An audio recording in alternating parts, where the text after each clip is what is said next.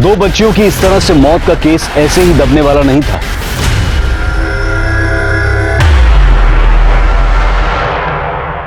नमस्कार, आदाब। Crime petrol सतर्क में मैं अनूप सोनी आप सबका स्वागत करता हूं। यह कहानी दो बहनों की है जिनकी महज 3 महीने के अंदर एक ही घर में एक ही पंखे से लटक कर मौत हो गई। आखिर ऐसा क्या हो गया था कि एक ही घर की दो बच्चियों को इतनी कम उम्र में अपनी जान गंवानी पड़ी।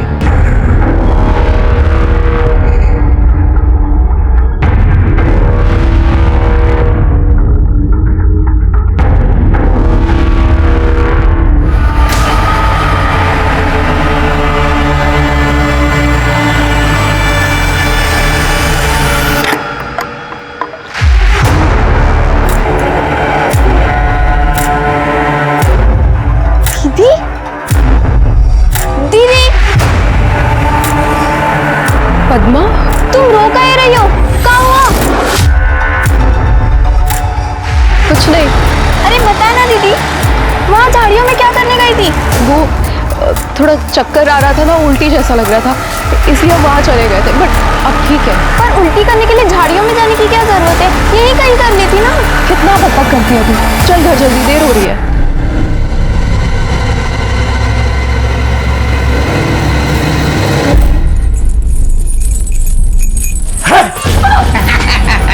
क्या है रे? मैंने ना मीना के साथ में पकड़ा पकड़ी खेल ली। चल निकल यहाँ से। हट मीना, आजा। समझ नहीं आ रहा है? जा। आज कितना अच्छा लग रहा है ना दीदी। क्यों, क्या हुआ? सब्जी अच्छी है? नहीं दीदी, आज घर में शराब की बदबू ही नहीं है। भगवान करे दुनिया से शराब ही गायब हो जाए। क्यों, तुझे क्या इतनी दिक्कत है शराब से? है दिक्कत मुझे। देखा नहीं क्या, बापू कैसे शराब पी के चिल्लम चिल्ली करते रहते हैं। पद्मा, अगर तेरी शादी भी अम्मा की तरह किसी ऐसे आदमी से हो जाए जो लड़ाई झगड़ा करता हो, दारू पीता हो, तो तू क्या करेगी? मैं उसे शराब पीने ही नहीं दूंगी। दारू फेंककर गिलास में पानी भर दूंगी। वैसे भी शराबी को क्या पता चलने वाला है कि वो क्या पी रहा है। दीदी, मेरा खाना हो गया, मैं हाथ धोकर आती हूँ। अरे हमारा वाला तो और बड़ा है। अरे गजेंद्र भाई, बात तो सुनो। मैंने अपने सेठ पे एक दिन की छुट्टी मांगी, फिर क्या हुआ? ससुरे ने कुत्ते जैसा मुंह बना लिया। जी में आया कि लात मार दूं उसको और उसकी नौकरी पे। साला झूठा बहादुर का किस्सा सुनाना कब बंद करोगे भाई? आदत है, जाएगा थोड़ी। कैसी है मीना बेटी? हैं? पढ़ाई लिखाई सब ठीक है? स्कूल में कोई दिक्कत विक्कत हो तो बता दिए। चाचा बैठा है तेरा।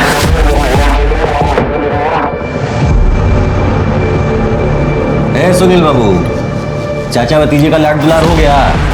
हाथ अगले 100 उठा लो। तू क्या कर रही है? जाके चखना ले। आइए नीचे बैठते हैं। आराम अपना पकड़ो जरा।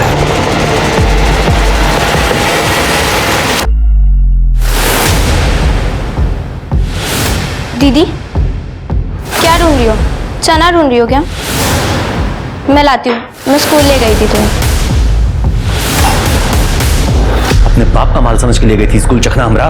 बाप का नहीं, अम्मा का माल समझ कर लेकर गई थी। आप तो अपने सारे पैसों की दारू पी जाते हो। अम्मा ही मजदूरी कर कर घर चलाती है। बाबू छोड़ दो उसको, अब से नहीं लेगी आपकी। लो अपना चखना, जाने दो इसे, बच्ची है। बच्ची है? जबान देखा इसका? गज भर लंबी है। समझा दे इसे। सौतेला है सही, लेकिन बाप हूं इसका। ठीक है। क्या गलत बोला मैंने? चुप एकदम, बाहर जबान चलाती है। चल जा यहाँ से। चलिए चलो। अरे लो भाई, अरे तोहफा हम खास तुम लोगों के लिए दिल्ली से लेके आए हैं। लो। अरे क्या हो गया? आशा कुछ बोली है तुम लोगों को? नहीं बोली है तो बताओ हमको, कुछ बोली है? तो तुम यहाँ क्या लेने आए हो? अरे लेने नहीं आए हैं, देने आए हैं। देखो, अपना कमाई से हम तोहफा खरीदे अपनी बेटियों के लिए, वही देने के लिए आए हैं। अपना तोहफा उठाओ और दफाओ यहाँ से। मेरी बेटियों के आसपास मत भटकना। कहाँ तुम्हारी बेटियां हैं? आसमान से टपकी है क्या तुम्हारी बेटी? हम पैदा किए हैं, बाप है इनके सगे, अपनी बेटियों को तोहफा भी नहीं दे सकते हैं अब हम। तुम्हारी बेटियां थी पर अब नहीं है, वो मेरी और गजेंद्र की बेटियां हैं अब। और सुनो, अपनी भलाई चाहते हो ना तो यहाँ से चुपचाप चले जाओ, वरना अभी हम शोर मचाएंगे। हाँ हाँ ठीक है, तो काहे लाट साहब बन रही हो तुम? और तुम लोग चिंता मत करना बेटा, बाप है तुम लोग के। मत, जाओ, फसलो मत, जाओ यहाँ से। चलो तुम लोग भी स्कूल जाओ, चलो।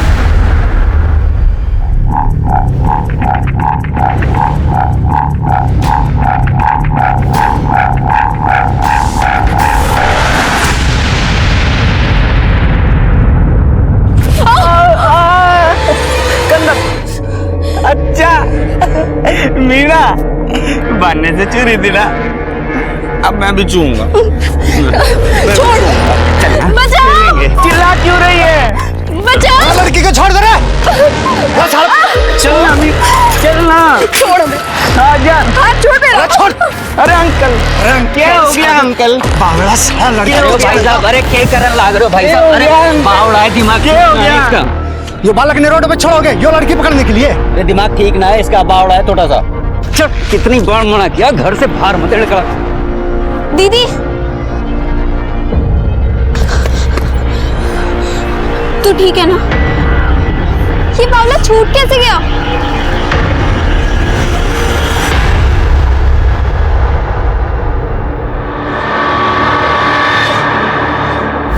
बाबा आपकी बहन वो पीछे देख रहे हैं तो मैं।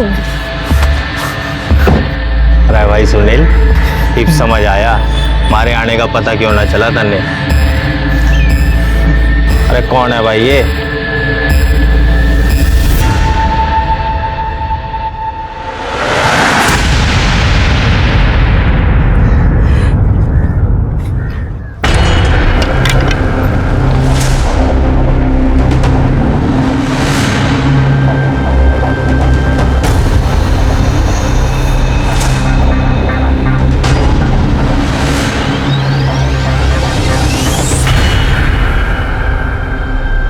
पद्मा, पद्मा, यहाँ क्या कर रही है तू? चल घर चल। अब क्या करने जाती हो वहाँ? कुछ नहीं, प्लीज घर चल। कौन है वहाँ? कोई नहीं है पद्मा, तुम घर चल।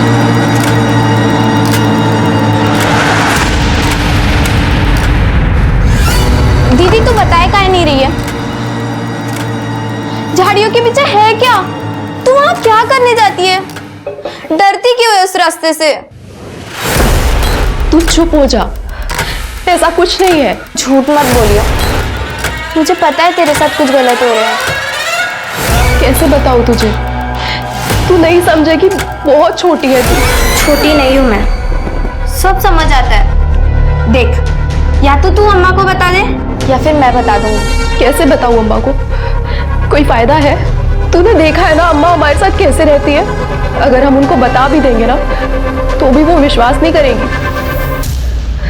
अरे 6 बज गए और अब तो अम्मा आती होगी और आते ही मुझे डांट पड़ जाएगी। अभी तक मैंने सब्जी भी नहीं बनाई। ये ले झोला और जा जल्दी से कद्दू लेके आ। हाँ, और ये ले पैसे। जा जा जल्दी जा जा।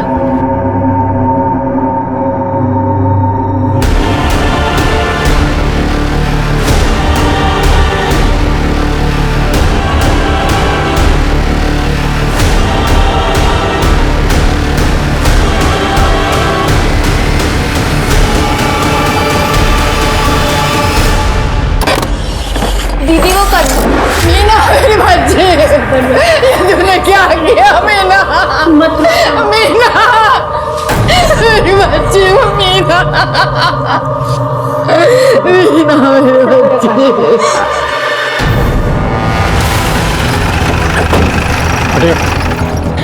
मीना तूने क्या कर? साइड हो जा। अरे भाई तोमर, बॉडी में नीचे उतारो। मीना मीना मेरी बच्ची छोड़ो मुझे। मीना का बाल आ रहा है।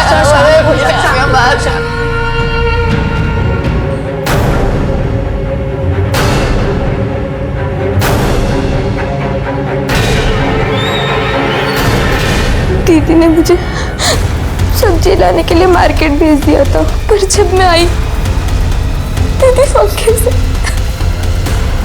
मेरे बच्चे किसी पे शक करने का कोई मतलब ही ना है। साफ साफ है आत्महत्या का केस है ये। नहीं साहब मेरी बेटी ऐसा नहीं कर सकती, मत नहीं कर सकते साहब।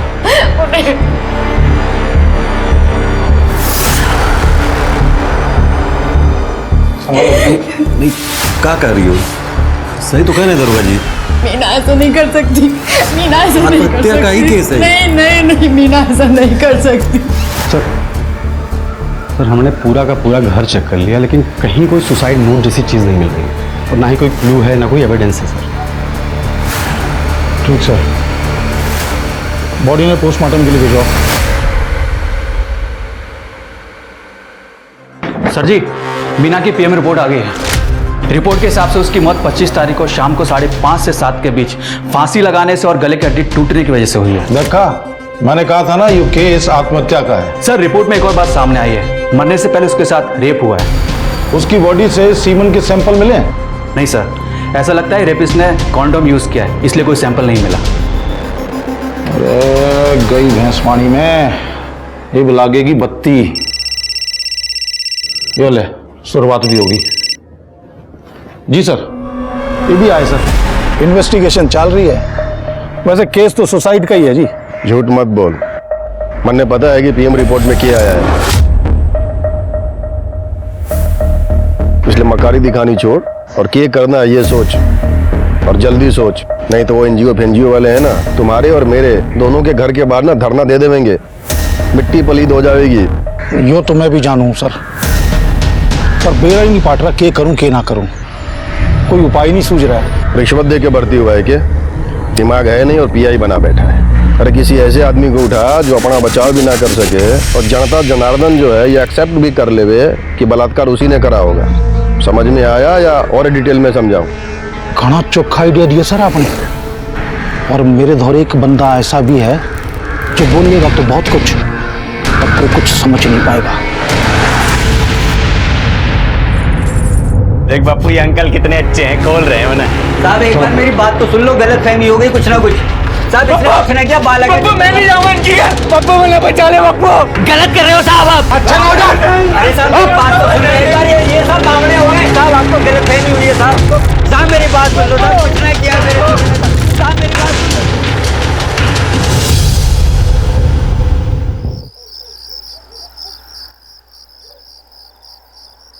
पद्मा पद्मा पद्मा पद्मा दीदी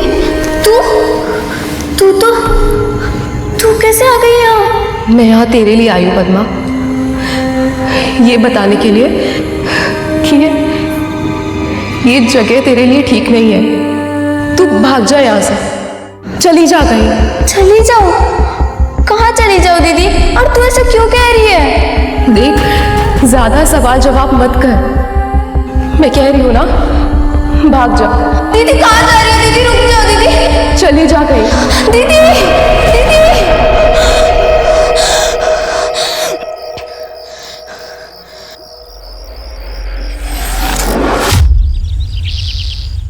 सर एक बुरी खबर है। क्या हो गया? उमेश की मेडिकल रिपोर्ट के हिसाब से उमेश नपुंसक है, इरेक्टाइल डिसफंक्शन है। मैंने ना मीना के साथ में पकड़ा पकड़ी खेलनी है, मतलब वो रेप कर ही नहीं सकता। जय हिंद सर। जय हिंद।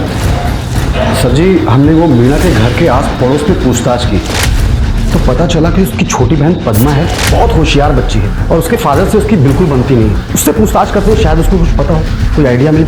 सिर्फ अम्मा की वजह से मैं गजेंद्र पापू को बापू बुलाती थी, वरना वो मुझे बिल्कुल पसंद नहीं। मैं तो उनसे कभी बात भी ना करूं। क्यों? ऐसा क्या कर दिया गजेंद्र बापू ने? वो और उनके दोस्त राधेश्याम अंकल और सुनील अंकल रोज हमारे घर पर आके दारू पीते थे। और तो और एक रात मैंने देखा कि बापू दीदी के साथ।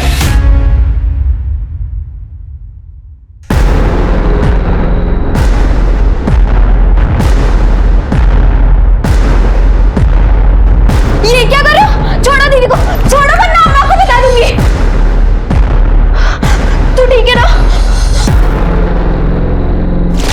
रास्ते में जो झाड़ी पड़ती है ना, वहाँ से जाते हुए भी दीदी बहुत डरती थी।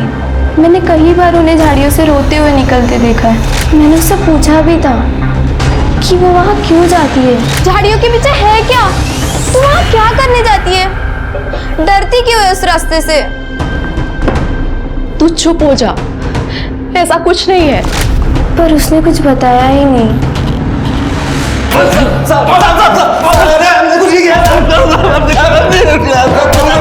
तोमर रोक ले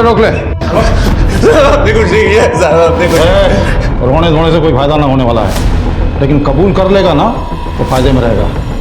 और मैंने सब बेरा से तेरे खर्चे, तेरे चर्चे, तेरे किस्से कहानी सब जानू मैं, और ये भी जानता हूँ कि तूने ये छोरी मीना का रेप किया है।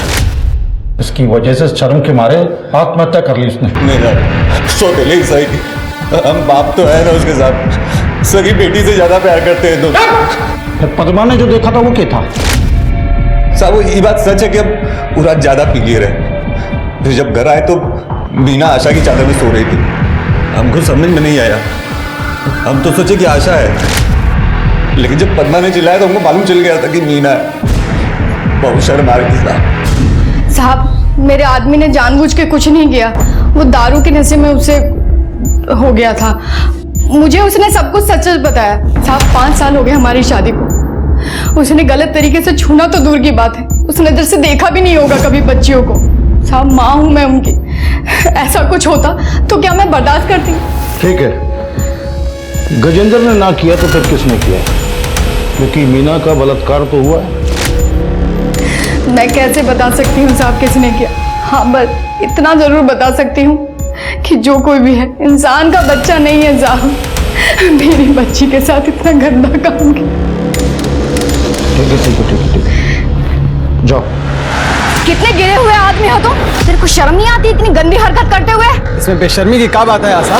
बोलो, हमारी मीना को तो तुम लोग खा गए, अब क्या चाहते हो? पद्मा को भी हमसे छीनना चाहती हो? चुप एकदम। अम्मा झगड़ा मत करो, हमें जाना है।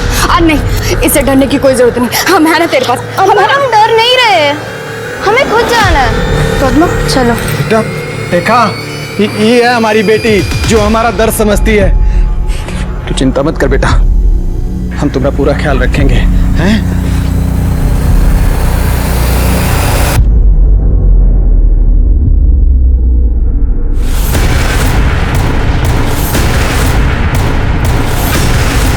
मीना के दोषियों को सजा दो, बच्चियों की सुरक्षा की गारंटी लो। पुलिस प्रशासन हाय हाय, पुलिस प्रशासन हाय हाय। सर, गजेंद्र के खिलाफ कोई सबूत तो है ना हमारे पास, और उमेश को ज्यादा दिन तक जबरदस्ती अंदर रखेंगे तो उल्टा हम फंसेंगे सर। राठी, अब हम कानून बनाने वालों को तू बतावेगा कानून क्या है। देख, आखिरी बार बोल रहा हूँ, किसी सुटेबल आदमी को पकड़ और जल्दी से अंदर डाल, और एक बात अपने भेजे में डाल, अगर मेरी कुर्सी गई ना तो तुम्हारी नौकरी भी बचने ना दूंगा। हाँ समझ रहा हूँ सर। मीना के दोषियों को दंड दो, बलात्कारियों को सजा दो। साहब हम कुछ नहीं किए साहब, हमारा बात का विश्वास कीजिए साहब, हम कुछ नहीं किए साहब, हमारा बात का विश्वास कीजिए साहब, हम कुछ नहीं किए साहब।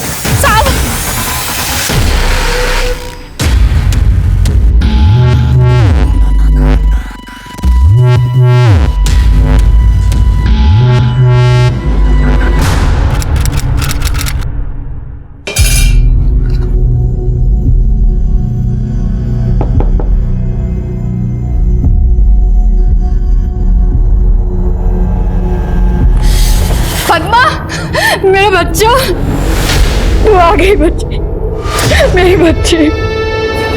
अपनी माँ को छोड़ के वापस तो नहीं जाएगी ना फिर से? मैं पानी लेके आती हूँ। बेल मिल गई है, केस भी 2-4 हेयरिंग में खत्म हो जाएगा। धन्यवाद साहब।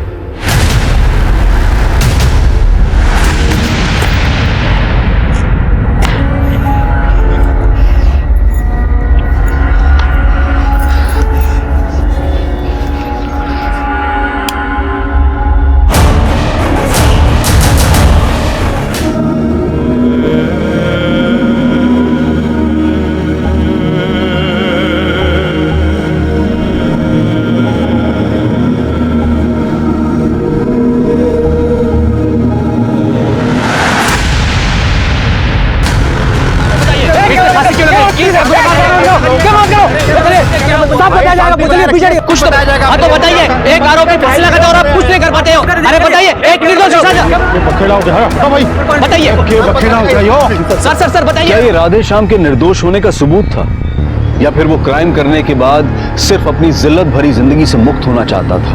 पर उससे भी बड़ा सवाल यह था कि पद्मा ने आत्महत्या क्यों की? दो बच्चियों की इस तरह से मौत का केस ऐसे ही दबने वाला नहीं था, इसलिए हायर अथॉरिटीज ने एक SIT का गठन किया इस केस को सॉल्व करने के लिए।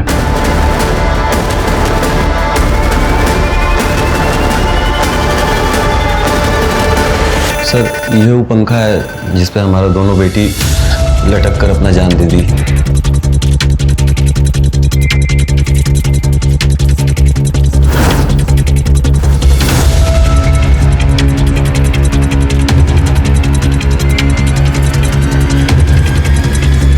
वो स्टूल कहाँ है जिस पर चढ़कर दोनों बच्चियों ने फांसी लगाई थी खुद को? जरा नापो, इसकी हाइट कितनी है? Sir 1 foot 8 inch. शर्मा, दोनों लड़कियों की हाइट लगभग सेम ही है, जो कि स्टूल की हाइट से मैच करते हैं। मीना तो पॉसिबल है कि उसने सुसाइड किया हो, पर यह पॉसिबल नहीं है कि पद्मा ने भी सुसाइड किया हो। सर ये आप कैसे कह सकते हैं? अब देखो, पुलिस को जब पद्मा की बॉडी पंखे से लटके मिली तो उसके पैर जमीन से 2.5 फुट ऊपर थे। मतलब पद्मा स्टूल पर खड़ी होकर पंखे तक पहुंच ही नहीं सकती थी। तो ये तो पॉसिबल ही नहीं है कि उसने सुसाइड किया हो। मतलब सर, पद्मा ने सुसाइड नहीं किया, वो खुद नहीं लटकी है, उसे किसी ने लटकाया है।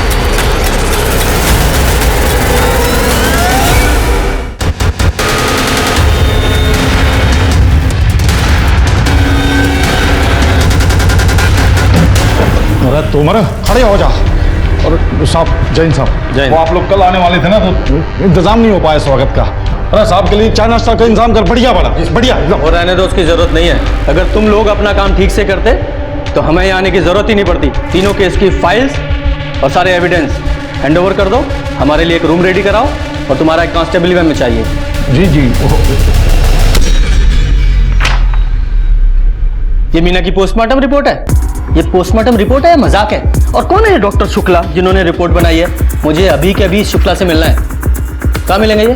वो सर, वो पद्मा की बॉडी का पोस्टमार्टम कर रहे हैं, वही हैं डॉक्टर। तो आज वहीं जाके मिलते हैं इनसे, जरा देखे तो सही कितना एक्सपीरियंस है ना पोस्टमार्टम का। एकदम मजाक बना के रखा है पोस्टमार्टम को। चलिए मिलवाइए।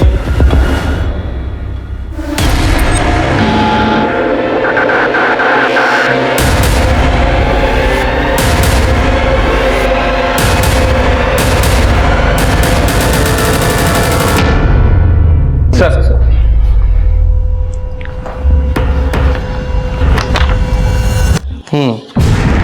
तो पद्मा का पहले गला घोटा गया है जी, और वो मीना, उसकी मौत कैसे हुई थी? सर मैं कसम खा के बोल रहा हूँ, मैंने कोई झूठी रिपोर्ट नहीं बनाई। मीना ने सचमुच फांसी लगाई थी और उसके गले की हड्डी भी टूटी हुई थी। ठीक है, मान लेते हैं आपकी बात, लेकिन आपने अपनी रिपोर्ट में ये लिखा है कि मीना सेक्सुअली एक्टिव थी, और साथ ही आप ही ने उस रिपोर्ट में ये लिखा है कि मरने से पहले उसके साथ रेप हुआ था और उसका हाइमन ब्रेक हुआ था, मींस वो वर्जिन थी। तो जरा समझाएंगे हमें कि एक ही समय में एक लड़की सेक्सुअली एक्टिव कैसे थी और वर्जिन कैसे थी? वो सर शर्मा, तो डॉक्टर साहब को अरेस्ट करके थाने ले चलो, वहीं पूछताछ कर। सर एक्सक्यूज मी सर वो मैंने अपनी मर्जी से नहीं लिखा था। राजेंद्र टोकस जी ने मुझसे जबरदस्ती लिखवाया था कि मीना सेक्सुअली एक्टिव थी। पर आपने वो जो एनल सेक्स के बारे में लिखा था, वो किसके कहने पर लिखा था? नहीं सर, वो झूठ नहीं था। मीना के रेप और उसके मरने से पहले उसके साथ पिछले काफी समय से अननेचुरल सेक्स किया जा रहा था।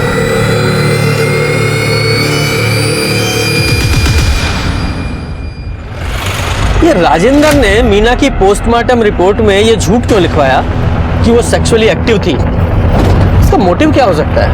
ये डॉक्टर शुक्ला ने मीना की पोस्टमार्टम रिपोर्ट में ये लिखा था कि उसके साथ एनल सेक्स, बड़ा अननेचुरल सेक्स हो रहा था, जिसे वो बेचारी झेल भी रही थी, लेकिन उसकी मौत से ठीक पहले उसके साथ रेप हुआ था। सर पर मेरे ये समझ में नहीं आया कि पद्मा का मर्डर, पोस्टमार्टम रिपोर्ट के हिसाब से पद्मा का तो रेप भी नहीं हुआ था, फिर कौन और क्यों पद्मा को मारेगा? और मारा इस तरह कि सबको ये लगे कि पद्मा ने सुसाइड किया। शायद इसका रीजन कुछ और हो, शायद उसे पता हो कि मीना के साथ रेप किसने किया है और इसीलिए उसे मार दिया गया। और ये तो क्लियर है कि वो रेप राधेश्याम ने तो नहीं किया, क्योंकि रेप के झूठे इल्जाम और बेइज्जती की वजह से उसने सुसाइड किया। सर अगर ऐसा है तो उसके जिसने भी मीना का रेप किया उसने पद्मा को इतने दिन बाद क्यों मारा? उसे ये डर नहीं था कि अगर पद्मा ने पुलिस को बता दिया वो जेल जाएगा? शर्मा, तुम शायद भूल रहे हो कि मीना की मौत के तुरंत बाद पद्मा अपने असली बाप कैलाश के साथ दूसरे शहर चली गई थी। तभी उस रेपिस्ट को लगा वो सेफ है, लेकिन जब वो वापस आई 2 तारीख को, उसके बाद अगले ही दिन 3 तारीख को उसका मर्डर हो गया। इसका मतलब ये है कि कल्प्रिट यही कोई लोकल है, सोना का। क्या बात है इंस्पेक्टर साहब, आप तो करंट से भी तेज चल रहे हो। आप जानते क्या हो मेरे गांव के बारे में? कितना जानते हो जो आपने ये अंदाजा लगा लिया कि कल्प्रिट कोई लोकल ही होगा? राजेंद्र जी, मुझे आपके गांव के बारे में नहीं, अपने क्राइम और कल्प्रिट के बारे में ज्यादा जानने की जरूरत है। वो डॉक्टर शुक्ला जिसने मीना की पोस्टमार्टम रिपोर्ट में ये झूठ लिखा था कि मीना सेक्सुअली एक्टिव थी, उसने कन्फेस कर लिया है। और वो आपका लोकल पीआई राठी, उसका इस केस में कितना इन्वॉल्वमेंट है वो भी मैं अच्छी तरह से समझ रहा हूं। तो अब आप ये बताइए कि आप किसको और क्यों बचाने की कोशिश कर रहे हैं?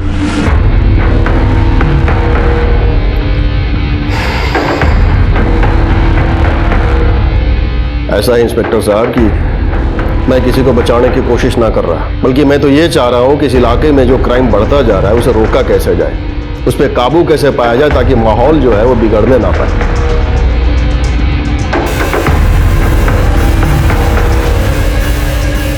हेलो, इधर आ। कौन है ये?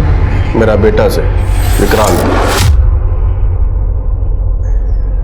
करता क्या? ऐश करता हूँ। तो दिक्कत है? नहीं, ऐश अगर इलीगल नहीं है तो कोई दिक्कत नहीं है, वरना दिक्कत ही दिक्कत है। जब दिक्कत होगी तब देखी जाएगी। चलो क्या? ऐश। शर्मा, ये मीना और पद्मा और साथ में इस विक्रांत की भी, मुझे जानना है ये कौन सी और कैसी ऐश करता है।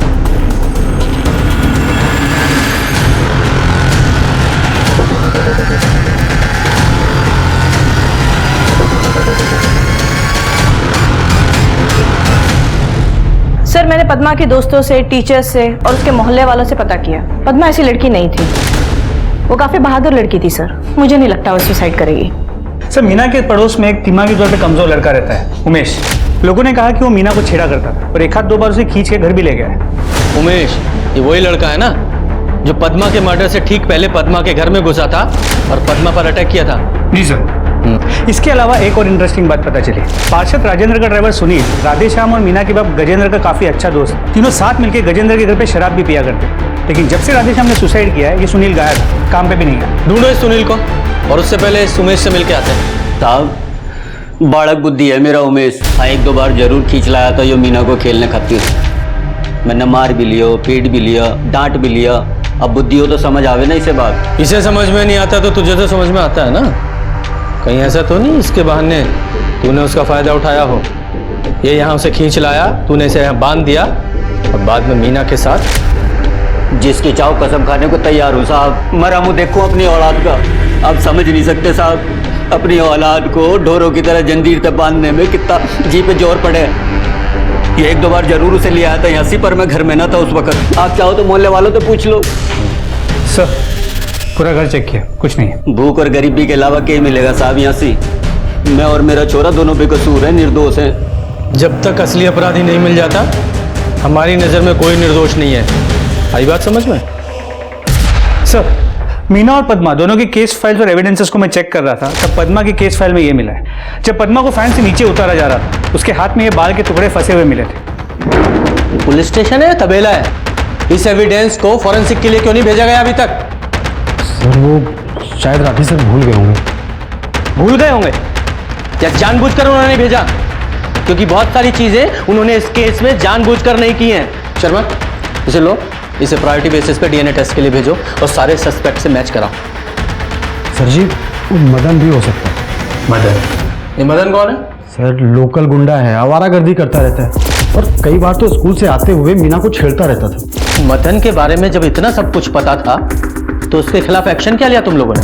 सर, मुझे भी अभी 3-4 दिन पहले ही पता चला है। दरअसल मेरी छोटी बहन है ना, वो मीना के साथ ही पढ़ती थी, उसी ने मुझे बताया। सर, वैसे भी मैं क्या कर सकता था, जब राठी सर ने कोई एक्शन नहीं लिया तो मतलब? सर, पद्मा ने राठी सर को बताया था कि मदन मीना को छेड़ता रहता है और स्कूल से आते वक्त रास्ते में जो झाड़ी पड़ती है ना, वहाँ से गुजरते वक्त मीना बहुत डरती थी और कई बार सर पद्मा ने मीना को उस झाड़ी से रोते हुए निकलते देखा था सर।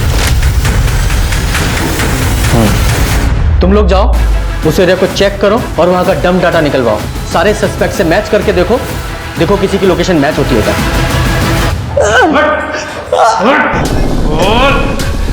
साहब, पद्मा तो बालक थी, मुझे तो मीना पसंद थी साहब जी, पर वो मैंने घास ही नहीं डालती थी। पद्मा की नहीं, मीना की बात कर रहे हैं हम। स्कूल आते जाते छेड़ता था ना तू उसे, और झाड़ियों के पीछे ले जाकर उसके साथ दुष्कर्म भी करता था। पद्मा ने वो करते हुए तुझे देख लिया, पद्मा को मार डाला तूने? ना साहब जी, मीना का मैंने सिर्फ 1-2 बार हाथ ही पकड़ा होगा और मैंने पद्मा को नहीं मारा साहब जी। किसी को नहीं मारा तूने?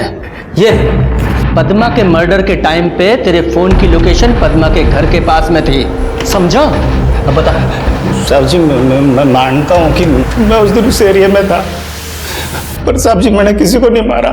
साहब जी मैं तो वापस चोरी करने गया था, इससे पहले 1-2 बार चोरी भी करी है मैंने। वो क्या है कि वहाँ पर जो माँ बाप है वो मजदूरी करने चले जाते हैं, बच्चे स्कूल, तो मैंने जो भी दिखता है मैं उठा लेता हूँ, उससे मेरा खर्चा पानी चल जाता था। खर्चा पानी तो जरा बता रहा हूँ, बताता हूँ साहब जी, सच बोल रहा हूँ साहब जी। हाँ बता। साहब जी मैं उस दिन नहीं गया था पद्मा के घर, क्योंकि मैंने देख लिया था कि आशा उमेश को मारने के लिए झाड़ू लेके पीछे पड़ी थी और पद्मा घर के अंदर ही थी। ऐसे में चोरी करने का तो सवाल ही नहीं उठता। मैंने कुछ नहीं किया साहब जी। शर्मा, पद्मा के हाथ में जो बाल मिले उसका डीएनए इसके डीएनए से मैच कराओ जरा। सर, जिस दिन मीना ने सुसाइड किया उस दिन विक्रांत की मोबाइल की लोकेशन पूरे आधे घंटे के लिए मीना के घर के आसपास की है, ठीक उसी वक्त जब पद्मा मार्केट गई थी सब्जी लाने। तो ये विक्रांत इसी को ऐश बता रहा था और उसका बाप पोस्टमार्टम रिपोर्ट में ये झूठ लिखवाकर कि मीना सेक्सुअली एक्टिव थी अपने बेटे को बचाने की कोशिश कर रहा था। सर, विक्रांत का ड्राइवर सुनील रंका अपने मामा के घर पे छुप कर बैठा था। जैसे पुलिस टीम पहुंची भागने की कोशिश कर रहा था, पर हमारी टीम ने दबोच लिया उसे। सर, पहले इस ड्राइवर को तोड़ते हैं, फिर इसके मालिक को। अरे मैंने कुछ नहीं किया साहब जी, कुछ नहीं किया साहब जी। मैं चुप के को नहीं बैठा था, मामा की तबीयत खराब थी तो मिलने गया था। अच्छा, मामा के यहाँ गया था। शर्मा, इसकी तुड़ाई करो। ए, तेरे मामा को देखने आना पड़ेगा ना तुझे, एहसान भी उतर जाएगा। बता रहे हो। शुरू से बोल, एक बात। एक बात बता रहे हो साहब जी। अब हम गजेंद्र के घर दारू पीने जाया करे थे, मीना जज की थी, मैंने नजर ना हटती थी साहब जी उस पे थे। आप एक दिन हम दारू पीने लाग रहे थे। 4 बार बोले रहे साहब और चारों बार बोले उधर जाओगे तो कुतुआ काटेगा। मैंने देखी कि मीना नहाने जा रही है तो मैं बहाना बाढ़ के वहां से निकल गया और चुपके से मीना की नहाते हुए की वीडियो बना ली। दोस्त की छोरी थी साहब जी, कर तो कुछ सके न थे, तो वीडियो देख के मन बनाया करता था। एक दिन जब वीडियो देख रहा था तो विक्रांत ने आके वीडियो देखते हुए मैंने पकड़ लिया और उसने भी वो वीडियो देख ली। अरे कौन है भाई ये? साहब जी मैं तो वीडियो देख के ही खुश था, पर विक्रांत को तो मीना को देख के बुरी तरह माच गई थी। बड़े बाप की औलाद साहब, सुनने को तैयार को नहीं। नजर रखनी शुरू कर दी उसके घर पे। ये तो पता ही था साहब की स्कूल से लौटने के बाद में दोनों छोरी घर पे अकेली हो गई। फिर उस दिन हमने देखा साहब जी पद्मा थैला लेके बाहर जा रही थी, तो हमें मौका मिल गया और हम घुस गए घर पे।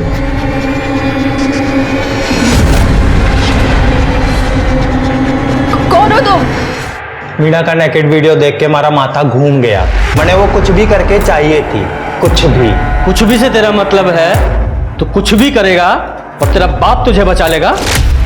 हाँ, अरे मारे खातिर ही तुम्हारे बापू ने राठी से बोल के 2 आदमी अरेस्ट करवाए थे मीना के रेप केस में।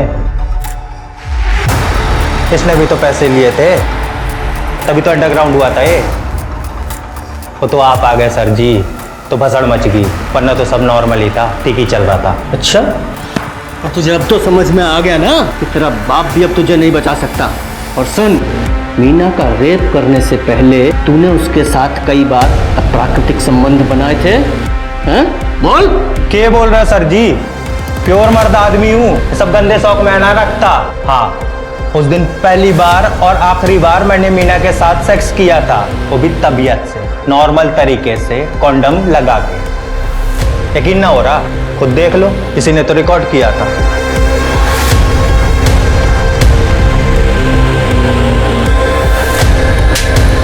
एसआईटी ने एक बड़ी गुत्थी सुलझा ली थी।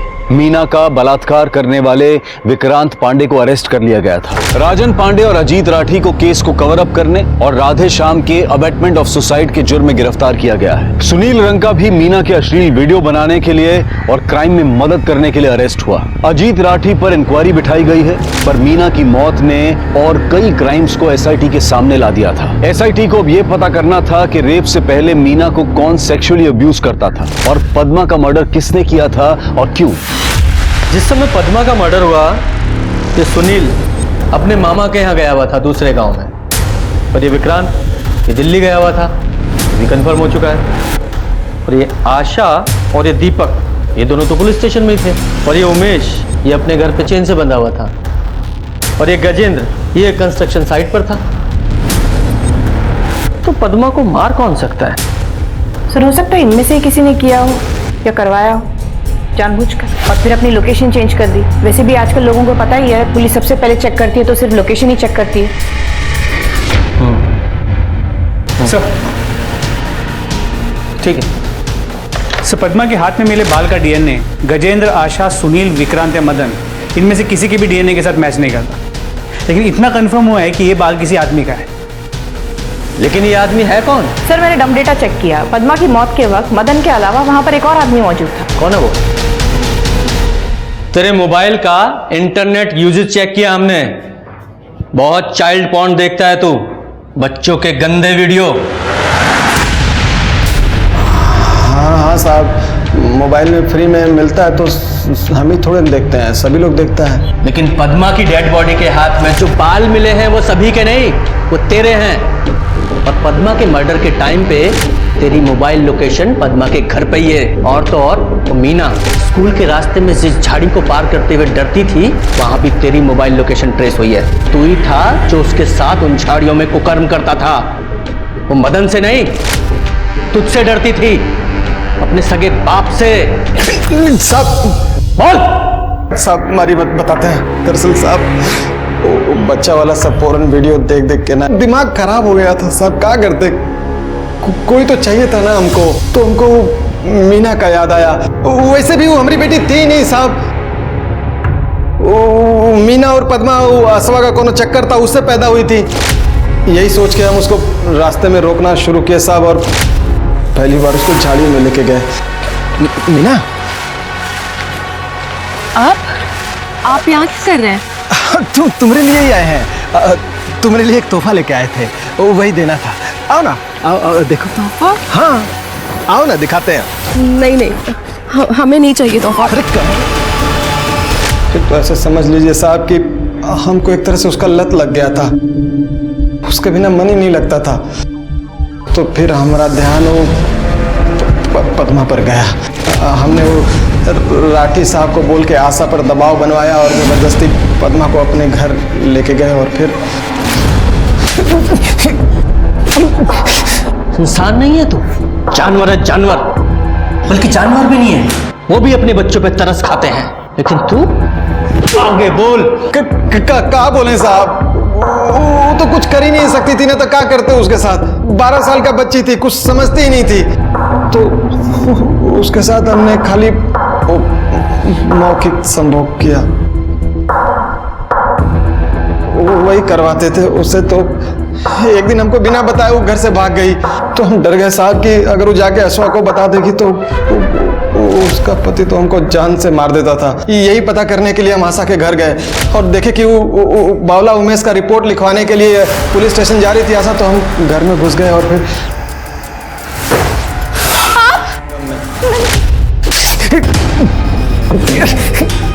शर्मा, मीना के रेप और पद्मा को मोलेस्ट करके उसका मर्डर करने के जुर्म में इसकी चार्जशीट तैयार करो। और तेरी जानकारी के लिए बता दूं, डीएनए टेस्ट से यह कंफर्म हुआ है कि पद्मा और मीना तेरी ही बेटियां थी।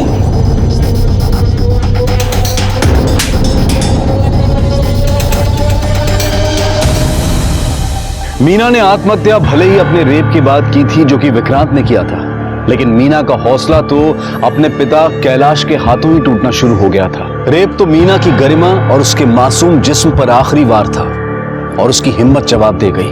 लेकिन मीना की मौत से कैलाश को कोई फर्क नहीं पड़ा। उसे 2 दिन नहीं लगे पद्मा को अपना शिकार बनाते।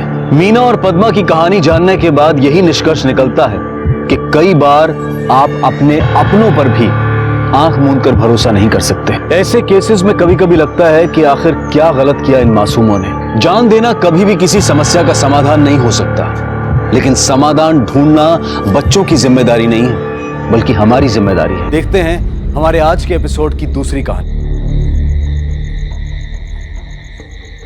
भैया एक कड़क चाय, मैं भी आता हूँ। ठीक है।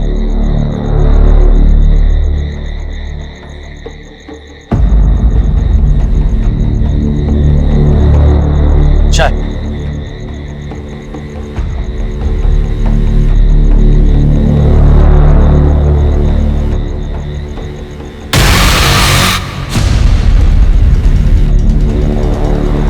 दादा 2 मिनट पहले मैं यहाँ बाइक खड़ी कर दी, कहाँ गई? मुझे नहीं पता, मेरा ध्यान नहीं था।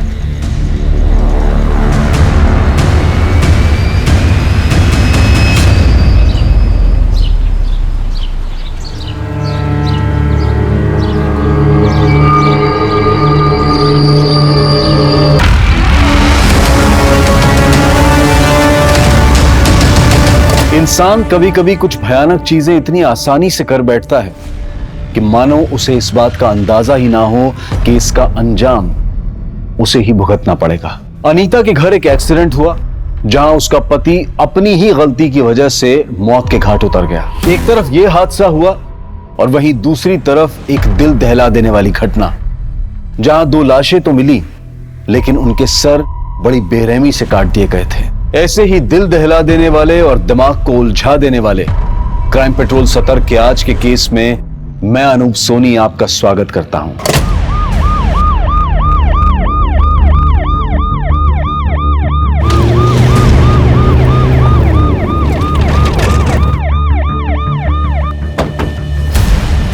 Morning sir. मॉर्निंग। सिचुएशन क्या है? सर इस तरफ।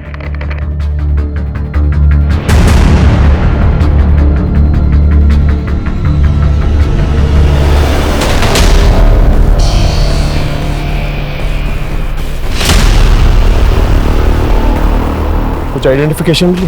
किसकी बॉडीज है? सर हम पता करने की कोशिश कर रहे हैं। कंप्लेंट किसने की?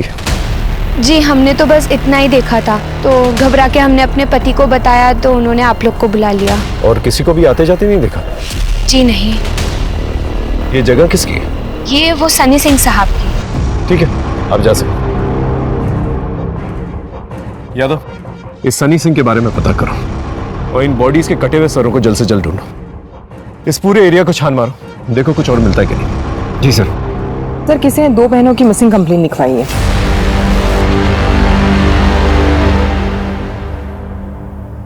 सर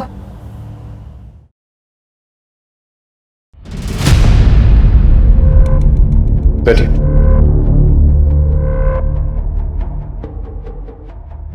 आप ही ने मिसिंग कंप्लेंट दर्ज करवाई थी? जी सर। सर ये दोनों हमारी बहनें हैं, चारू और माला। सुबह से पता नहीं कहाँ गायब है।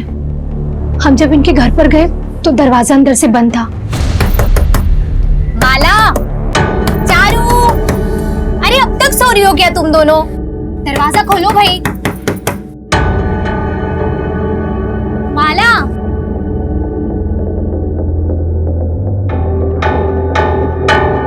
चारू। हमारे बहुत देर तक दरवाजा खटखटाने के बाद भी दोनों में से किसी ने दरवाजा नहीं खोला, तो हमने दरवाजा तोड़वा दिया।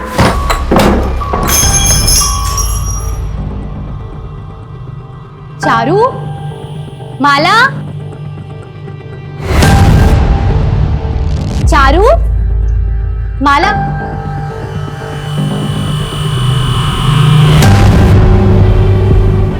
चारू,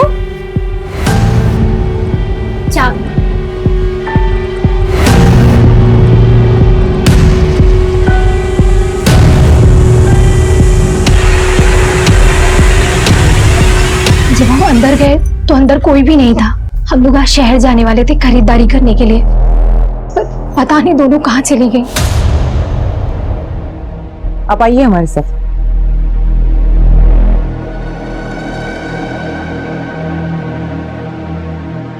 नीलू जी, हमें ये दो बॉडीज मिली हैं जिनके सर नहीं है। बॉडीज के साथ कुछ चीजें हैं, अगर आप आइडेंटिफाई कर सकें तो।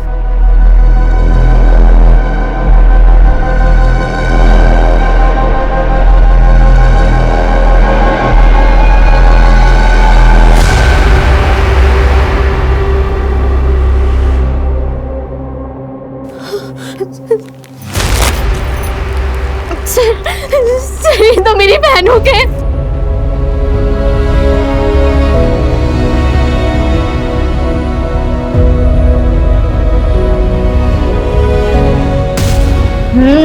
लिट्टी तो कमाल की बनाई आप। Thank you.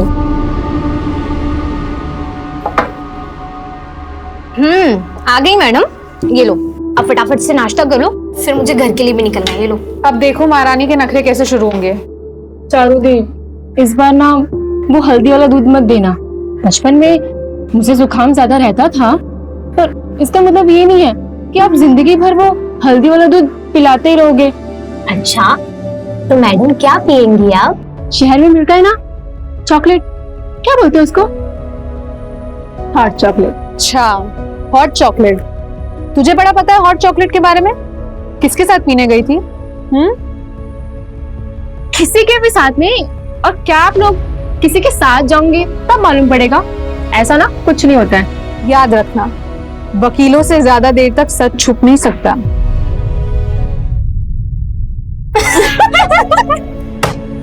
क्या आप दीदी, आप भी याद रखो कि आप ना एक अच्छी वकील हो, पर एक अच्छे एक्टर नहीं।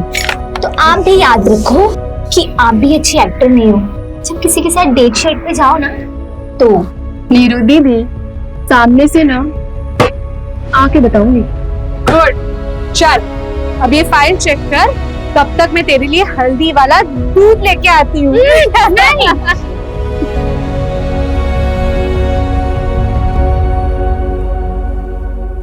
हमें माला और चारू के घर की तलाशी लेनी होगी।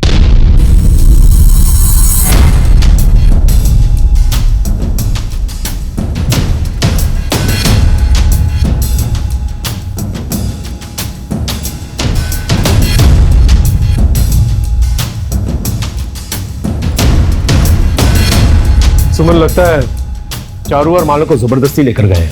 जिस तरह से सामान बिखरा हुआ है, दोनों ने काफी रेजिस्ट किया होगा अपने आप को बचाने के लिए।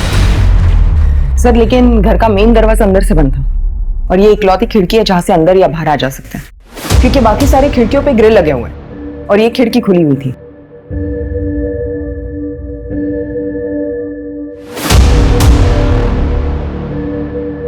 फुटमार्क्स।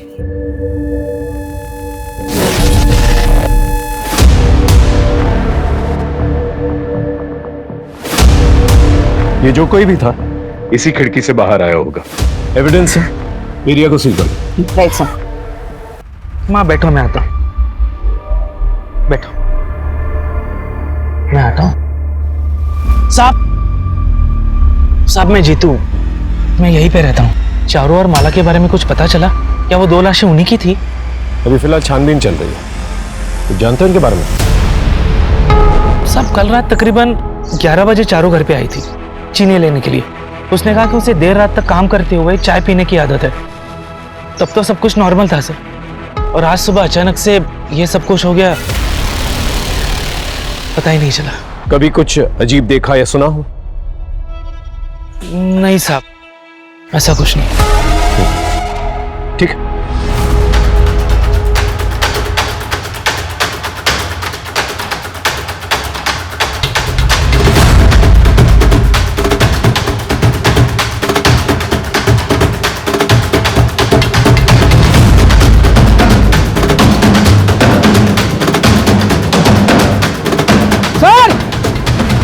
ये देखिए, यहाँ पर कुछ है।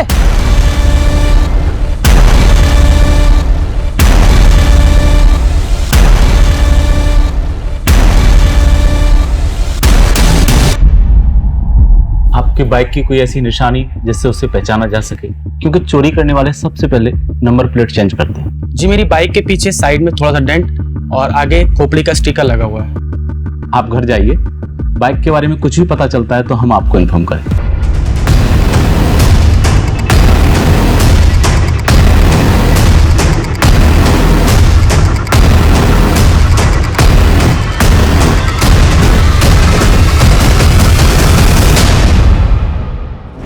कहाँ मिले? यहाँ फेंके हुए थे सर, पर यह समझ में नहीं आया कि सिर्फ सिर काट कर क्यों फेंके।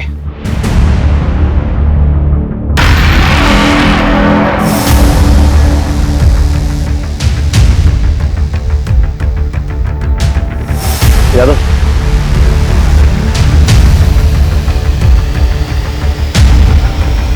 एविडेंस हो सकता है, बैग में डालो। जी सर। ये कट देखिए, काफी गहरे हैं, एज इफ उन्होंने हाथ काटना ऑलमोस्ट मैनेज कर लिया।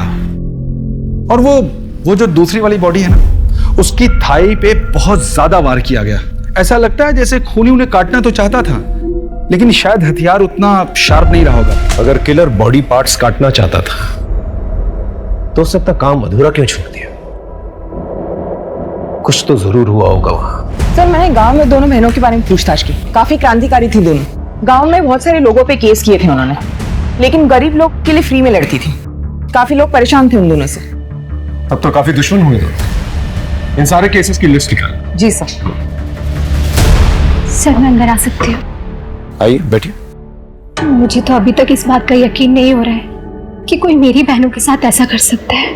सर वैसे मुझे एक आदमी पे थोड़ा सा शक है, सोचा आपको बता दूं। खुल के बताइए। सर वो चारू का पति ब्रिजेश, वैसे ये दोनों साथ नहीं रहते थे और इनका डिवोर्स भी नहीं हुआ था। ब्रिजेश किसी भी हाल में डिवोर्स देने के लिए तैयार नहीं था। चारू अपना केस खुद ही लड़ रही थी। मैं अपने हक के पैसे लेके रहूंगी ब्रिजेश। पर तुझे किसने बोल दिया मैं तुझे डिवोर्स दे दूंगा? आज तक मेरे पैसों पे पलने वाली आज मुझे ही दिखा रही है। अपनी लिमिट क्रॉस मत करो ब्रिजेश। नहीं तो क्या करेंगे? हाँ क्या? एक और बार हाथ उठाया ना तो पूरा मोहल्ला इकट्ठा करूंगी। तुम्हारे वजह से मेरी जिंदगी बर्बाद हुई है, समझे? हाँ, मैंने एक आध बार उसे चांटा मारा होगा, पर इसका ये मतलब नहीं है कि मैं उसका खून कर सकता हूँ। मैं आज भी उससे उतना ही प्यार करता हूँ। उसके साथ किसी ने ऐसा किया ये सोच के भी मेरा खून खौलता है। पता नहीं मैं खुद को कभी माफ कर भी पाऊंगा या नहीं। कल रात को आप कहाँ थे? कल रात को मैं अपने शहर वाले अपार्टमेंट में था, सफाई करवाने गया था। लेट हो गया तो वहीं रुक गया। वैसे ब्रिजेश जी, ये चश्मा हमें घर के बाहर में, कहीं आपका तो नहीं? नहीं सर, ये मेरा नहीं है। ठीक है, जब तक इन्वेस्टिगेशन खत्म नहीं हो जाती आप कहीं शहर के बाहर नहीं जाए।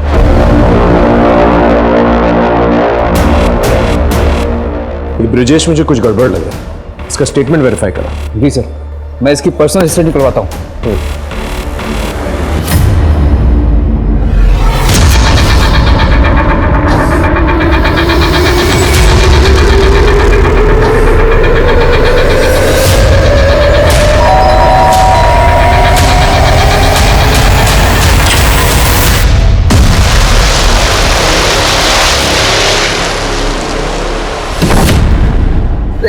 जिगर मम्मी पापा कहाँ हैं? वो 2-3 दिन के लिए चाचा के घर पे गए। लेकिन हुआ क्या है दीदी?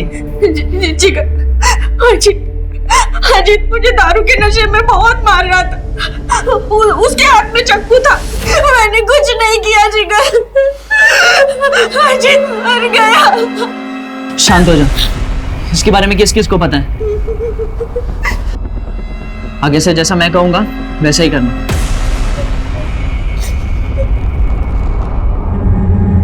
एक तरफ अनीता थी जिससे गलती से अपने पति अजीत की हत्या हो गई, और दूसरी तरफ पुलिस एक ऐसा केस सॉल्व कर रही थी जिसमें किसी भी जगह से, कहीं से भी उन्हें उम्मीद की कोई किरण नजर नहीं आ रही थी। चारू और माला दोनों वकील थी, और वकीलों के तो अक्सर कई दुश्मन होते हैं। ऐसे में पुलिस उनके कातिल तक पहुंचे भी तो कैसे?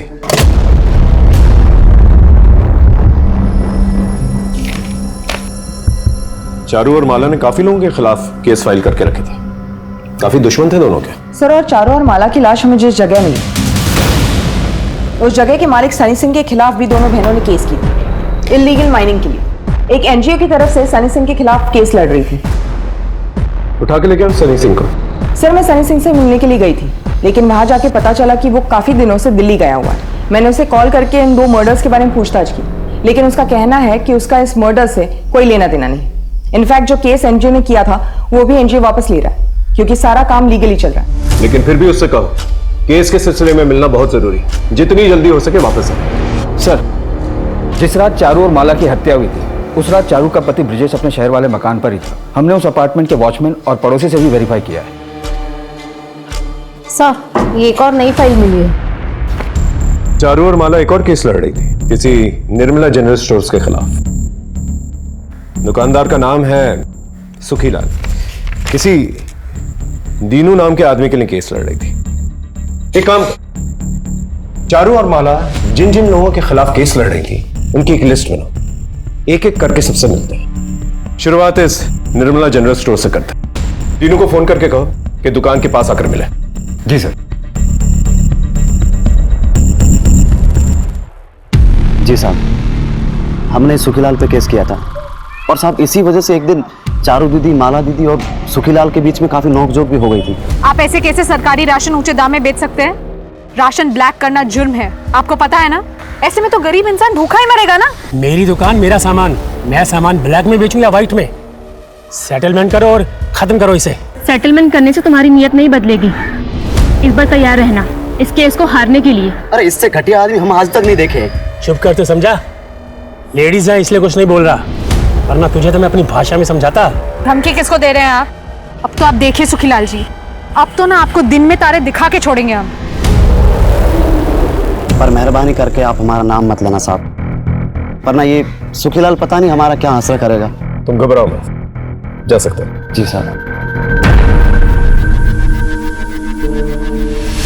साहब मैं छोटा मोटा घपला कर सकता हूँ धंधे में, लेकिन किसी का खून नहीं। हाँ वो उस दिन कोर्ट के बाहर हमारा झगड़ा जरूर हुआ था, वो बात ही नहीं मान रहे थे। छोटी मोटी नोकझोंक तो लगी रहती है, उतनी सी बात के लिए किसी का खून, उनके जाने का दुख तो हमें भी है साहब। ठीक है, दोबारा जरूरत पड़ेगी तो पुलिस स्टेशन बुलाएंगे। जी कभी भी बुलाइए। थोड़े चने मिल सकते हैं?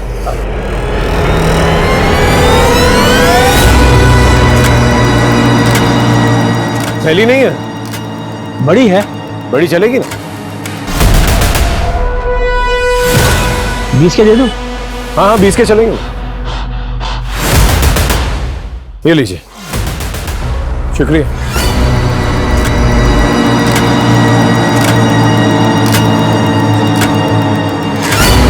एक मिनट रुक। यादव, ये ज्वेलरी शॉप के ऊपर सीसीटीवी कैमरा है और यहीं आसपास चारू और माला का घर भी है। इसकी फुटेज निकालो। जी सर। सुमन, लिस्ट में नेक्स्ट कौन है जिनके खिलाफ चारू और माला केस लड़ रही थी? सर सोमा नाम का एक किसान जिसके ऊपर कलावती ने केस किया था। चारू और माला उनकी वकील थी। चलो मिलते हैं उनसे।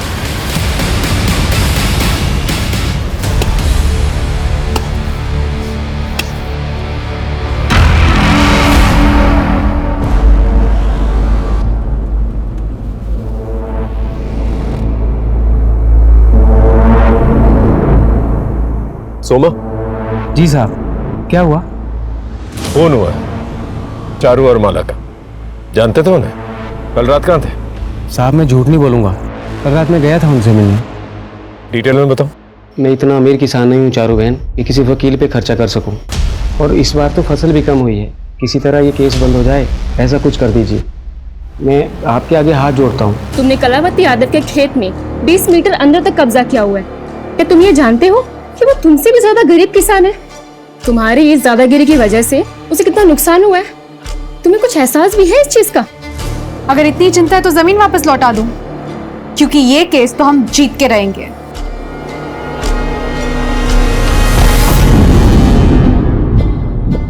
फिर मैं वापस घर चला आया। आप सुनार की दुकान के चौकीदार अल्ताफ से भी बात कर सकते हैं, वो पूरी रात वहीं रहता है। मैंने वापस आती बार उससे बात भी की थी। सर मैंने ज्वेलरी स्टोर के गार्ड अल्ताफ से बात की। उसने बताया कि रात को तकरीबन 10:15 बजे उसने सोमा को जाते हुए देखा था और करीब 10:30 बजे वापस आते हुए भी देखा था। उन दोनों के बीच कुछ कैजुअल बातें भी हुई थी।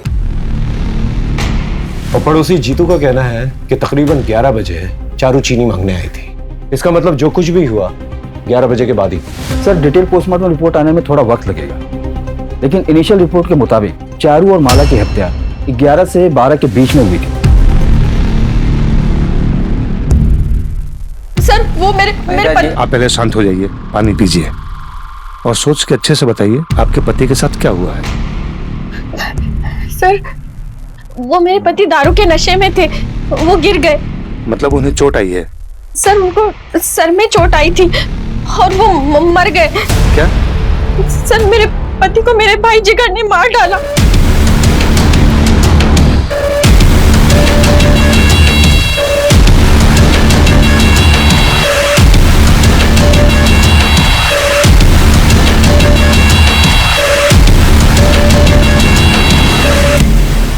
सर कहिए।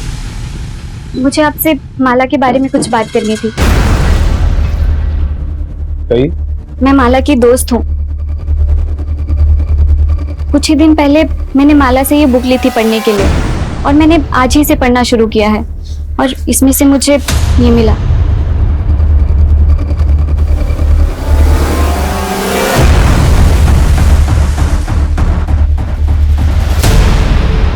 इसकी शर्ट पे किसी कंपनी का लोगो है, पता करो कौन सी कंपनी। सर माला मेरी बहुत ही अच्छी दोस्त थी, लेकिन उसने मुझे कभी भी इस लड़के के बारे में नहीं बताया। इस इंफॉर्मेशन के लिए शुक्रिया, थैंक यू सो मच। इस पारस के बारे में पता कर, उठा के लेकर वैसे। जी सर।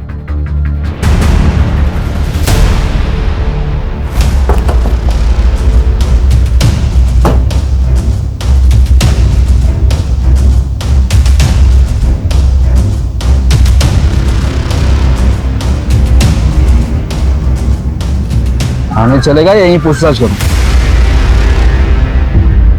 भागने की कोशिश भी मत करना, बहुत बुरा हाल करूंगा। चुपचाप गाड़ी में बैठ। चल ले चलो। ये सब नाटक यहाँ नहीं चलेगा। माला के साथ क्या रिश्ता था तेरा? सर मैं माला से बहुत प्यार करता था। कह रही है सुनो ना पारस, हम कब तक ऐसे मिलते रहेंगे? हमारे पापा और मेरी बहन से डर डर के। बस तू हाँ कर दे माला, फिर तेरे पापा और मेरी बहन दोनों से डरना बंद।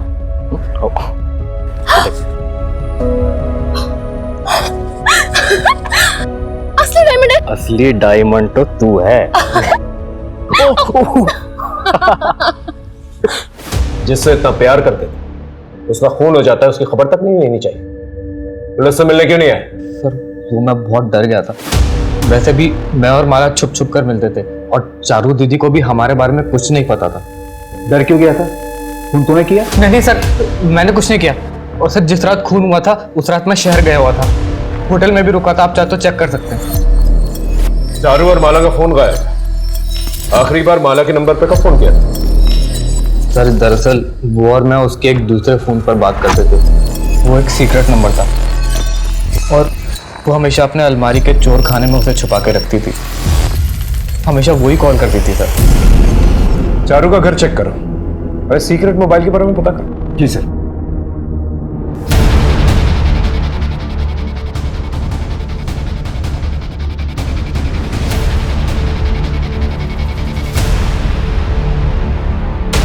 कवर्ड में सीक्रेट ड्रॉवर था, उसमें से मिला।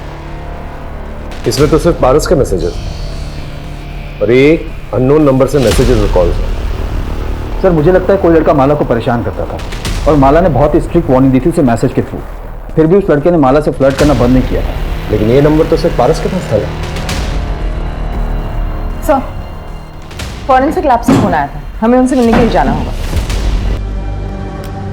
आइए सीधा मुद्दे पे आता हूं। आपने मुझे जो सुखीलाल की दुकान से बैग लाकर दी थी मैच कराने के लिए, उसके बारे में है। और रिपोर्ट यह है कि जिस बैग में चारू और माला के सिर मिले थे वो बैग और सुखीलाल की दुकान वाली बैग दोनों आपस में मैच कर रही है। ये देखिए, उन दोनों बैग्स को मैंने हाई इंटेंसिटी एक्सरे बीम से मैच कराकर देखा। दोनों सैंपल वर्चुअली आइडेंटिकल हैं। और हाँ, दूसरी इंपॉर्टेंट बात यह है कि चारू की खिड़की के बाहर जो हमें शू प्रिंट्स मिले थे, उसके ग्रिप के डिजाइन में फर्क है। माइनर डिफरेंस है, बट है।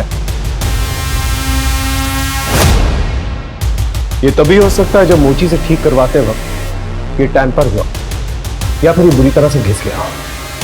तो इस एरिया के जितने भी मोची हैं उनसे पूछताछ करो, और ये पारस और माला जिस नंबर से सीक्रेटली बातचीत किया करते थे पता करो ये नंबर और किस किस के पास है, और इस पारस पर नजर रखो, इसकी हिस्ट्री निकालो। Okay right sir. और यादव सर, सबसे पहले सुखीलाल से मिलता है।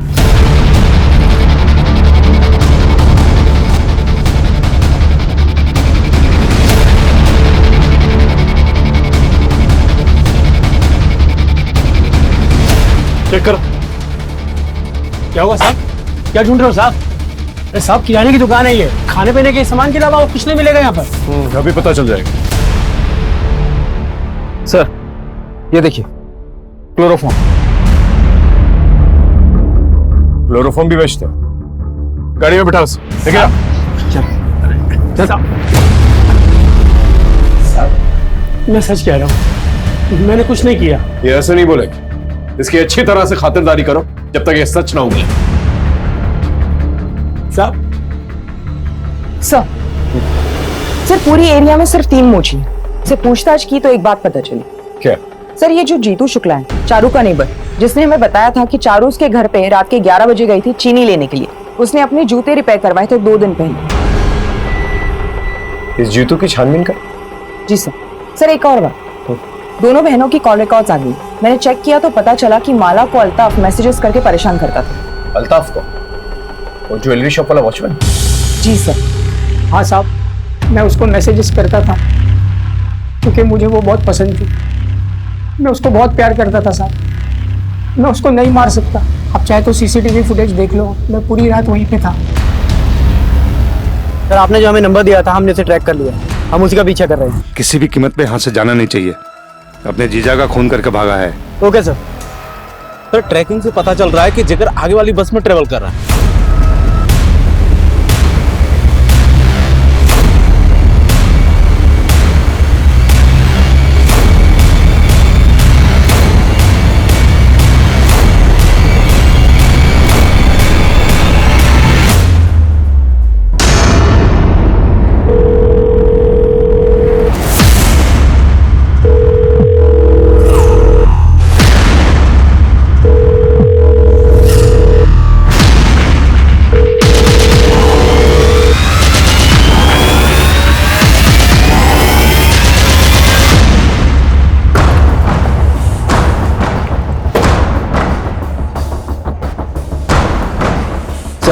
जीतू शुक्ला के पीछे मैंने एक इन्फॉर्मर लगा रखा था। उसने इन्फॉर्मेशन दी कि जीतू शुक्ला की एक एक्स वाइफ और एक बच्चा है। उसका बच्चा उसकी एक्स वाइफ की कस्टडी में, और जीतू ने अपना एक्स वाइफ के खिलाफ कंप्लेन फाइल की ताकि वो अपने बच्चे की कस्टडी ले सके। लेकिन इस केस का हमारे केस से क्या लेना देना? सर मेरे इन्फॉर्मर ने जीतू के पड़ोसियों से बात की तो पता चला कि जीतू की वाइफ का केस चारू और माला लड़ रही थी, और जीतू की वाइफ के घर चारू और माला का काफी आना जाना। तब तो उनसे मिलना पड़ेगा। सर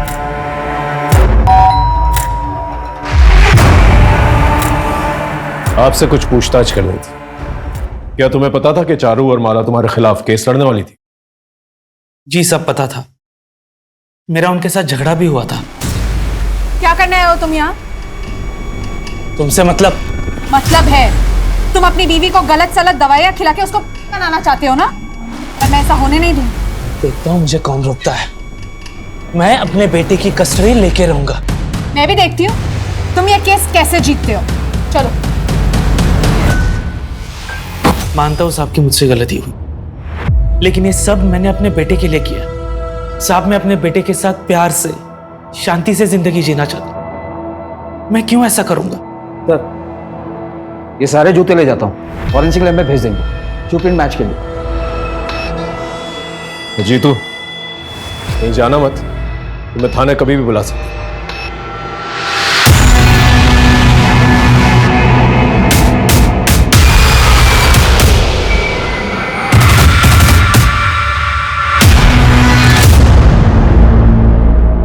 लग तो सेम ही रहे। यस सर, बिल्कुल सेम लग रहा है। और अगर जीतू को पूछेंगे तो बोलेगा उसकी नहीं है। मेरे पास एक टेक्निक है। इस चश्मे को ले जाकर जीतू को पहनाकर एक फोटो क्लिक करके ले आइए। हम टेस्ट करके पता लगाएंगे कि आंखों से चश्मे का डिस्टेंस दोनों फोटो में सेम है या अलग अलग है। और एक और बात, ऐसा लग रहा है कि ये चश्मे नंबर वाले हैं, पता लगाइए कि जीतू के चश्मे का नंबर है या नहीं, और अगर है तो कितना है।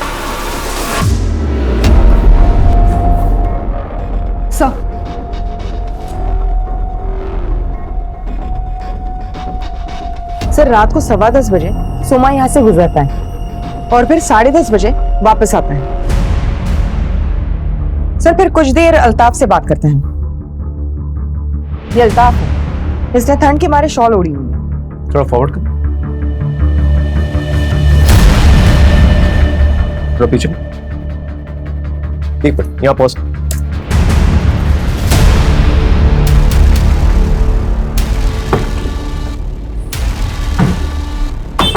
और अल्ताफ, और ठंड है ना, शॉल पहनते हो, जूता नहीं? अब मेरे पास जूते नहीं है, मैं जूते नहीं पहनता। पक्का? मैंने कभी जूते पहने ही नहीं है। नहीं पहने? गाड़ी में बैठो। चल साहब मैंने क्या किया साहब? तेरी सीसीटीवी फुटेज देख, अपनी जगह जिस इंसान को तूने बिठा के रखा था ना, उसने पूरी रात शॉल तो पहनी हुई, साथ में उसने जूते भी पहने। चल उठ। कुछ तो खिचड़ी पकड़ी है लोगों ने। सर अगर अल्ताफ उस रात यहाँ नहीं था तो कोई और भी है जो हमसे झूठ बोल रहा है।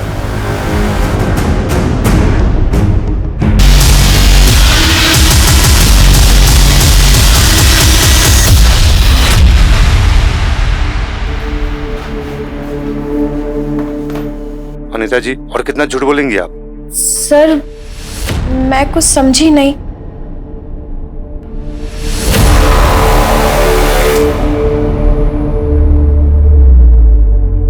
ये तो मेरा भाई जिगर है, पर सर मुझे कुछ समझ नहीं आ रहा है। ये उस वक्त की सीसीटीवी फुटेज है जिस वक्त आपने बोला था कि आपका भाई आपके पति को मारकर भागा था।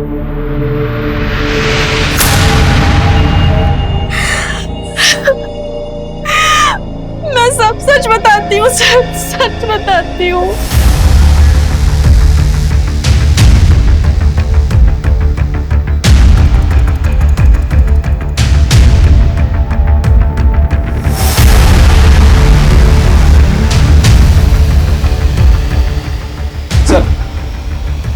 सर फॉरेंसिक रिपोर्ट आ गई। जीतू की शू प्रिंट और चारू की खिड़की के नीचे मिला हुआ शू प्रिंट एक दूसरे से 80% मैच करते। और एक बात सर, जीतू के चश्मे वाले फोटो के जरिए इंटरपिपुलरी डिस्टेंस को मैच करके देखा और जीतू की आंखों के नंबर की इंफॉर्मेशन निकाली तो पता चला कि वो चश्मा जीतू के होने के पूरे चांसेस। उठा के लेके उस जीतू। साहब मैंने कुछ नहीं किया, मेरी बात तो सुनिए। साहब मैंने कुछ नहीं किया है, आप क्यों तमाशा मत कर जीतू, चुपचाप गाड़ी में बैठ जा। मैंने कुछ नहीं किया, आप ऐसे कैसे मुझे पकड़ के लेके जा सकते हो? हम बिना वजह कुछ नहीं करते, बैठाओ इसे। अरे सर मेरी बात तो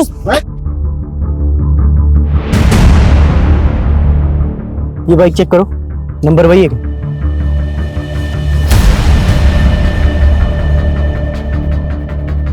सर ये तो वही गाड़ी है जो ढाबे से चोरी हुई थी। बाइक तो मिल गया, लेकिन इसे चोरी करके यहाँ रखा किसने? पास देखो, कहीं कोई सीसीटीवी फुटेज है? सर सामने की तरफ सीसीटीवी है, केसिंग इस तरफ की है। फुटेज पता कर सर। पुलिस के शक के घेरे में तो कई लोग थे, लेकिन अब भी पुलिस के पास कोई सॉलिड एविडेंस नहीं थे। हो सकता है कि ब्रजेश झूठ बोल रहा हो या फिर पारस की कहानी झूठी हो सकता है कि वो लोग सच बोल रहे हैं और जीतू झूठ बोल रहा हो कि चारू रात को चीनी मांगने आई थी। इसमें सोमा के बचने के चांसेस भी बहुत हैं, क्योंकि किडनैपिंग के समय वो सीसीटीवी के पास से गुजरा था। इस माया जाल में फंसने से अपने आप को रोकना पुलिस के लिए काफी मुश्किल का काम हो जाता है। कुछ समझ में नहीं आ रहा है, कुछ तो मिसिंग। इतने सारे अलग अलग एविडेंसेस हैं। इतने लोगों को रिमांड पर लिया और समझ में नहीं आ रहा है कि खूनी कौन है। और एविडेंसेस भी ऐसे हैं जो ठोस जानकारी नहीं दे रहे। अगर कातिल पकड़ा भी जाता है और हमारे पास उसके खिलाफ कोई सबूत नहीं हुआ तो इन एविडेंसेस की बिना पे वो छूट जाएगा, अनलेस वो खुद ही कबूल कर ले कि खून उसने किया। और सिर्फ इतने ही लोग नहीं, पारस और ब्रजेश भी शक के दायरे में आते हैं, क्योंकि ब्रजेश चारू और पारस माला का मिस्टीरियस रिलेशनशिप था। अंधेरे में तीर चला, लेकिन अगर निशाने पे लग गया ना तो कमाल हो जाए। क्या मतलब सर? शुरुआत से शुरू कर। जिस रात चारू और माला का मर्डर हुआ, उस रात हमारे एरिया में, हमारे आसपास के एरिया में कौन कौन से क्राइम हुए थे? हो सकता है कोई क्रॉस कनेक्शन लग जाए। फिर भी एक केस में एक मकान मालिक ने अपने किराएदार को घर से बाहर निकाल दिया था टर्म खत्म होने से पहले। दूसरे केस में हाईवे पर एक्सीडेंट हुआ था एक गोये आदमी का, कार ड्राइव करते हुए। तीसरे केस में एक महिला ने अपने ही भाई पर आरोप लगाया था कि उसके भाई ने उसके पति की हत्या की। और सर लास्ट में एक चाय के ढाबे पर कुछ ही मिनटों में एक आदमी की बाइक चोरी की गई। हाँ सर, ये लास्ट वाला क्राइम हमारे मर्डर साइट के नजदीक में हुआ था। इन सारे केसेस को दोबारा खास करके लास्ट वाला केस पता करो, ये चोर कौन। वैसे तो 2 केसेस हमारे थाने के और बाकी के 2 पास के बिजौर गांव, जिसकी इंक्वायरी भी आई। पीआई चंदन सिंह और पीएसआई सतीश इस केस की इंक्वायरी कर। सर, पास के बिजोर गांव से सब इंस्पेक्टर सतीश दुबे आए हैं किसी केस के सिलसिले में। बिजोर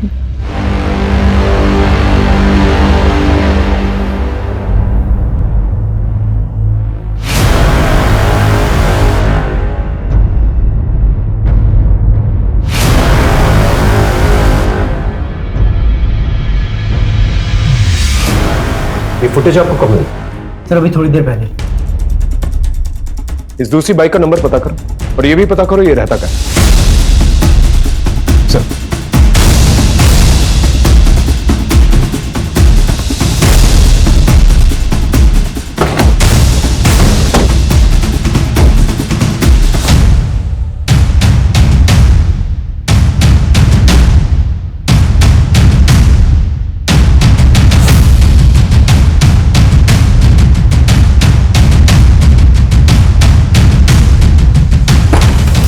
साहब, कोई चालाकी नहीं। तो दीवार की तरफ हो, दीवार की तरफ हो। सर ये तो वही लड़का है जिगर, अंकिता के केस में हमें इसकी तलाश है। ये देख, यही है। जी सर। दोनों को थाने लेके चलो, हथकड़ी तरफ।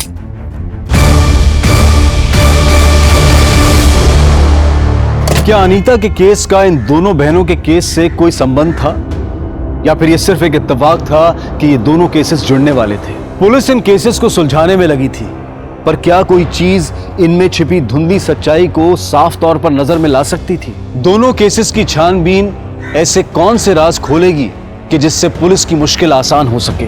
Thank you inspector. देखो, मैंने इंस्पेक्टर चंदन सिंह से बात की। उन्होंने हमें बताया कि तुमने जो कुछ भी किया अपनी बहन को बचाने के लिए किया। तुम्हारी बहन अगर निर्दोष होगी तो छूट जाएगी। लेकिन मुझे एक चीज बता, जब उस रात तुम भागे, रात से लेकर सुबह तक, जब तक तुमने बाइक चोरी की, तब तक तुम कहां थे? सर मैं जहाँ था, मैंने जो कुछ भी देखा, उसके बाद मेरे पैरों तले जमीन खिसक गई सर। ऐसा क्या देखा, ठीक से बताओ।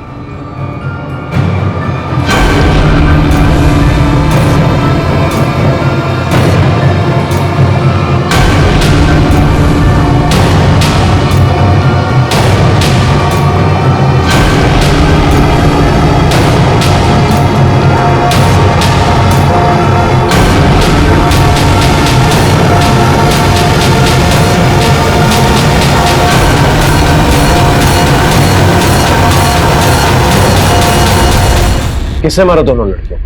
चेहरा देखा? नहीं सर, मैं नहीं जानता। 3 लोग थे? नहीं सर, ज्यादा थे।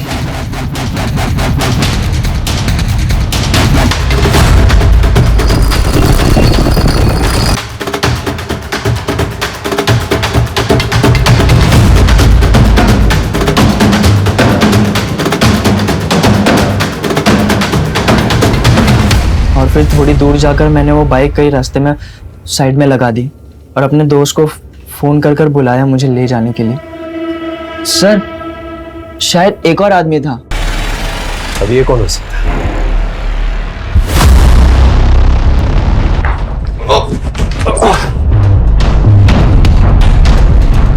अब सच बताएगा?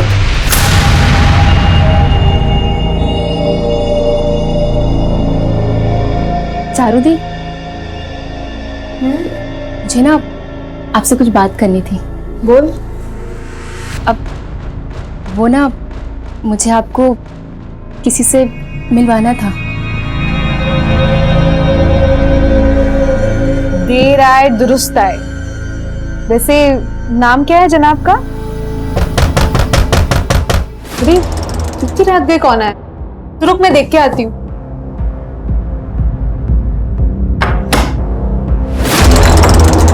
जीतू, तुम इतनी रात को यहाँ पे क्या कर रहे हो?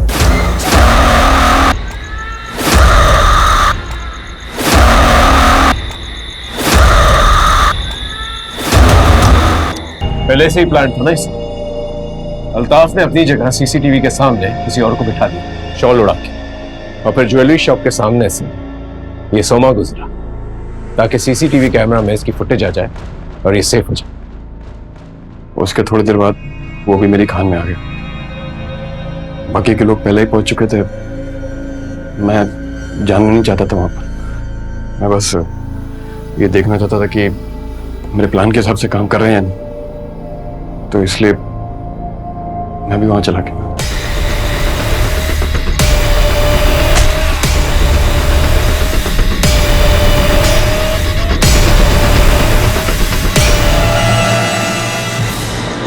मैं पूरी कोशिश करूंगा तुम लोगों को कड़ी से कड़ी सजा मिले।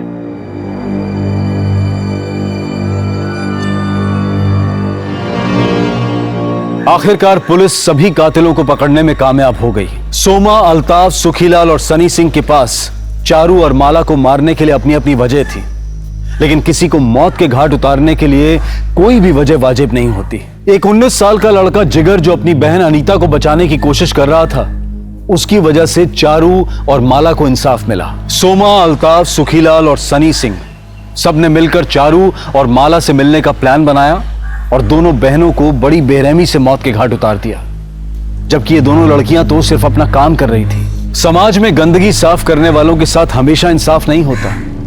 हमें देखना होगा कि हमारे अंदर ऐसा क्या है जो हम इंसानों को इस हद तक गिरा सकता है। अब मैं अनूप सोनी आपसे विदा लेता हूं, फिर मुलाकात होगी क्राइम पेट्रोल सतर्क में एक और नए केस के साथ। जय हिंद। इस तरह के और भी एपिसोड देखने के लिए हमारे चैनल को सब्सक्राइब करें और बेल आइकन दबाना ना भूलें।